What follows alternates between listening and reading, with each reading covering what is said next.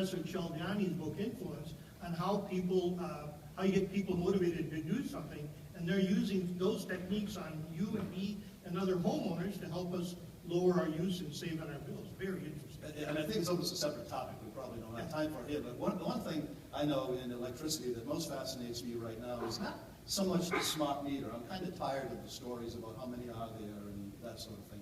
But rather, what happens behind the smart meter? What are the businesses that quants and other brilliant people, many of them young, are putting together to drive new business opportunity? Opower is a good example of that. I can mention these names now. Not with Deloitte used to go crazy when I mentioned the company. So I can mention names now. It's really yeah. There's a lot. So, I mean, that's a great one. I love it. So much in our world is after it now, right? And I think that's it is going to have a profound impact as well going forward. Getting back to the power plants, geez, it's a tough decision today if you're a power plant operator, depending on where you're situated, what sorts of access you have to pipelines, as we discussed previously, to coal, and with new regulations looming at the Environmental Protection Agency on carbon dioxide. What sorts of investments actually taking place right now, other than adding these gas-fired peaking units? Well, so the electric situation is a bit unique.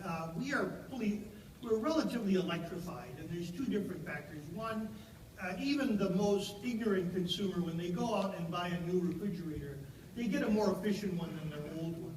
And so the natural replacement, we don't use energy.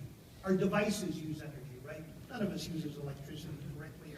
Our devices use the stuff. So as we buy new devices, they use less. They're more efficient. So that's one trend. The other trend is we buy more devices. We now have 26. The average home has 26 electric devices, and some of them are quite powerful. You know, what is the American consumer doesn't know how much electricity they use until they go to Home Depot to buy what? A standby generator, right? Then you have the conversation with the salesperson like, oh, I like this $800